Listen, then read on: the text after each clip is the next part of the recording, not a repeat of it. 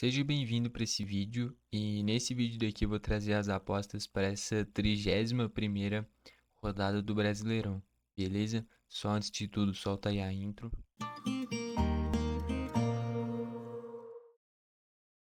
Bom, então vamos lá, começando aqui pelos resultados. A maioria dos jogos já vai ser nesse sábado e vai ter dois também na segunda-feira, beleza? Para completar a rodada. Então vamos lá, começando com a vitória do Flamengo contra o Juventude. Não tem muito o que falar, o Flamengo embalando um bom momento depois de garantir vaga na final da Copa do Brasil. Joga em casa. O Juventude fez um bom jogo contra o Palmeiras, gerou mais de 20 finalizações, fez 3 gols, mas defensivamente foi muito mal. E enfrentando o Flamengo no Maracanã, a tendência é o Flamengo vencer. O Grêmio contra o Atlético Goianiense, não dá pra confiar muito nesse Grêmio, tá bom? Mas jogando em casa contra o Atlético Goianiense, cara, não tem como não ir no Grêmio. Palmeiras e Fortaleza, cara, o Fortaleza recentemente, eu não tô gostando muito não, beleza? O futebol apresentado não corresponde à posição que tá no Brasileirão. Perdeu pro meu Grêmio, esses dias perdeu pro Botafogo no confronto direto, tropeçou contra o time reserva do Galo. Então é um Fortaleza que não tá passando tanta confiança e enfrenta um Palmeiras que embalou de vez, né? O Estevão voltou de lesão, jogando muito, o Veiga metendo muito gol, o Flaco Lopes também com muitos gols na temporada, o Felipe Anderson pegando ritmo de jogo, Richard Rios bem também. Então é um Palmeiras que jogando em casa eu acho que vence, beleza? Por mais que o Fortaleza não seja fraco e ainda esteja nessa briga na parte de cima da tabela, pode dar vida nesse jogo, mas é um Palmeiras que eu acho que vence. Vitória e Fluminense, um jogo muito equilibrado, confronto da parte de baixo da tabela. O Fluminense é mais time, mas o Vitória joga em casa, tá bom? Então isso nivela um pouquinho, por isso eu tô no empate. Paranaense e Cruzeiro, tô na vitória do Paranaense, beleza? O Cruzeiro tá pensando ainda na Sul-Americana, empatou a ida, vai ter que jogar a volta na Argentina. Tá tudo em aberto, assim como o Corinthians. Deve poupar jogadores, pelo menos é isso que eu faria, não sei como é que o Diniz vai fazer. E é um Paranaense desesperado, cara, muito mal no campeonato. O jogo atrasado que tinha com o Fluminense perdeu, tem mais um atrasado ainda. Mas se continuar do jeito que tá, vai perder de novo. Faz muito tempo que não vence, mas jogando em casa. Vai ter o apoio da torcida. O Atlético criou toda uma mobilização de apoio da torcida. Enquanto um Cruzeiro que vai estar pensando no meio de semana, eu acho que o Atlético sai dessa zica nessa rodada. Beleza? Um cenário bom pro Atlético, beleza? Galo e Inter, cara, o Galo deve pensar também no River, meteu 3-0, mas diferente do Botafogo, o Botafogo meteu 5. Ali eu acho irreversível pro Penharol. Do River, eu acho que o Galo passa. Mas se o Galo ficar desatento, der bobeiras, dá pro River conseguir meter 3 gols. Até porque esse time do River é bom. Então, o Galo, eu acho que vai poupar jogadores. Eu, pelo menos, pouparia. Eu acho que não vale o risco. Ainda mais porque é um Galo no meio de tabela, um pouquinho acima, mas que não vai brigar por título no Brasileiro. Então, eu acho que é jogo para poupar. Contra o Inter, que vive um momento bom, não duvido nada do Inter vencer, inclusive, tá bom? Mas o Galo em casa eu não consigo apostar contra, mesmo sabendo que deve poupar jogadores. Quem quiser vai no Inter, eu tô no empate. Aí o Botafogo venceu do Bragantino, que nem eu falei, o Botafogo já tá praticamente classificado contra o Penharol, meteu 5-0. Se quiser pode até poupar na Libertadores. Não sei se vai fazer isso porque é semifinal de Libertadores. Tipo, é complicado. E no brasileiro, eu acho que talvez poupe um ou outro jogador, mas deve focar bastante nesse jogo também. Briga pelo título, ponto a ponto com o Palmeiras, contra o Bragantino, que também tá nessa luta contra o rebaixamento, vai dar a vida na partida, tá bom? É um jogo difícil, não duvido nada do Bragantino surpreender, mas o Botafogo nessa briga pelo título contra o Palmeiras, não pode desperdiçar pontos, beleza? Então tô no Botafogo. Criciúma e São Paulo estão no empate. Cara, esse São Paulo acabou que em alguns momentos foi bem na temporada, em outros mal. É uma temporada mediana do São Paulo. E é um Criciúma que deve ficar na Série A. Acabou de pontuar contra o Botafogo fora. Recentemente venceu do Grêmio fora. Então é um Criciúma que não é fraco e jogando em casa é sempre muito forte. Não duvido nada o Criciúma vencer, inclusive. Mas eu tô no empate. Cuiabá e Corinthians. Cuiabá também desesperado na luta contra o rebaixamento. O Corinthians não pode largar de mão do brasileiro, então talvez vá com o time titular. Mas tem que pensar na Sul-Americana também. É a única chance de título na temporada. E eu, se fosse gerir esse time do Corinthians, iria com time misto, beleza? Nem time reserva, nem time titular. Poupa um ou outro jogador, porque o jogo da vida é no meio de semana na Sul-Americana. Mas também não pode correr o risco de ser rebaixado. E para fechar, o último jogo entre Vasco e Bahia. Cara, o time do Bahia tecnicamente é melhor que o do Vasco. Num contexto geral, tem melhores jogadores.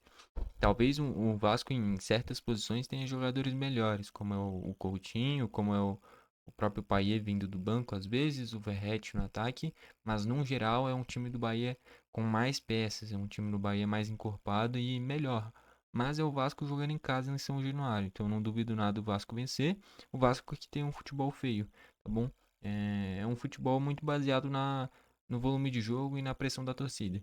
Repertório, técnica, assim mesmo, não tem nada demais. E o Bahia tem isso daí, porém esse time do Bahia não tem aquela casca de time vencedor. Então pode, ao mesmo tempo que vencer do Botafogo, poder perder para o Atlético Goianiense. Esse é o Bahia, beleza? Enfim, eu tô no empate. Bateu, vira 4.500.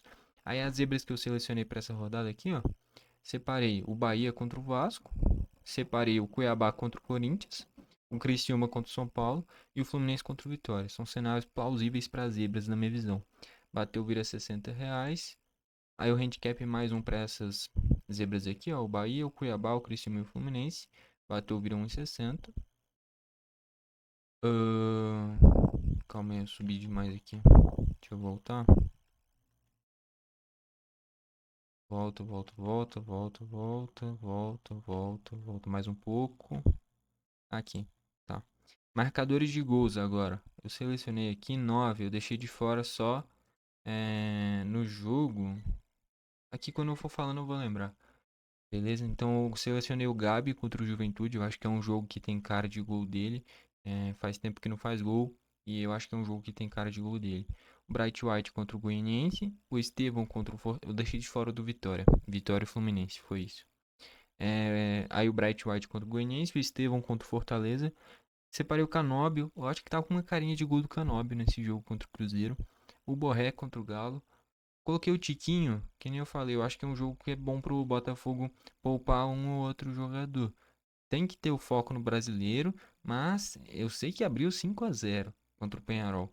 Só que não dá pra gente duvidar de nada, cara. E o Penharol é uma equipe que jogando no Uruguai é sempre muito difícil. Por mais que tenha uma vantagem enorme, tá? Enfim, eu acho que se eu senti que é um jogo pro Tiquinho, cara.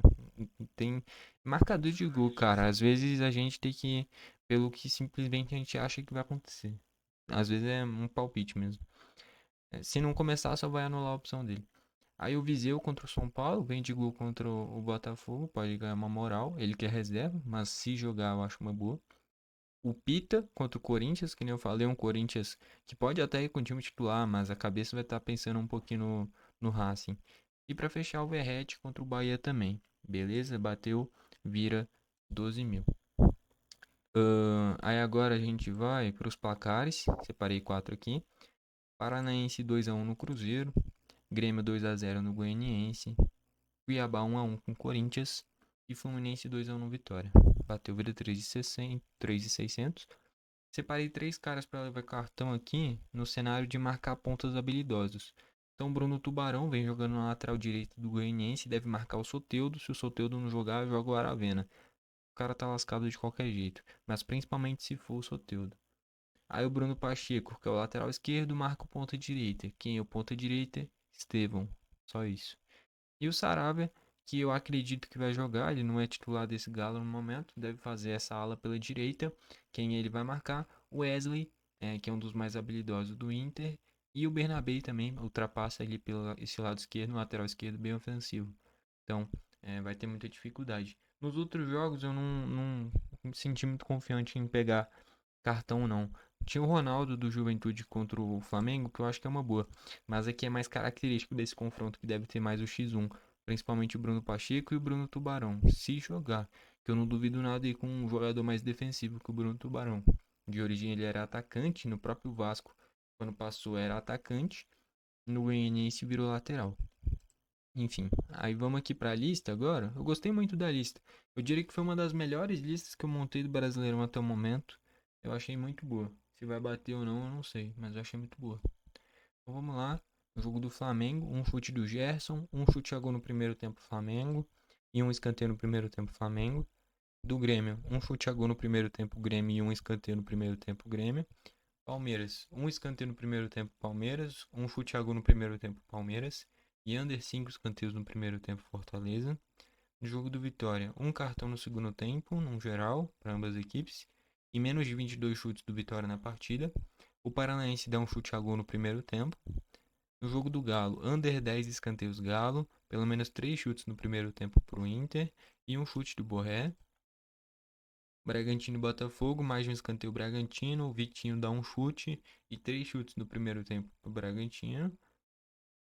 No jogo do São Paulo, menos de 20 chutes do São Paulo e menos de 10 escanteios São Paulo. Cuiabá e Corinthians, menos de 10 escanteios Corinthians e menos de 20 chutes Corinthians. Mesma linha do São Paulo, né? E para fechar, menos de 21 chutes do Vasco. O Vasco geralmente não consegue se impor tanto assim. Que nem eu falei, é um time que vai muito na empolgação da torcida, mas tecnicamente tem pouco repertório. Assim como o Vitória, é muito parecido, mesmo sendo mandante, eu tô em under. Beleza, bateu, vira 2,8. É... E aí a variação é aquilo de sempre. O que é over você sobe mais uma, o que é under você desce mais uma. Então na variação vira 21 e na variação da variação vira 1.700, tá bom? É isso.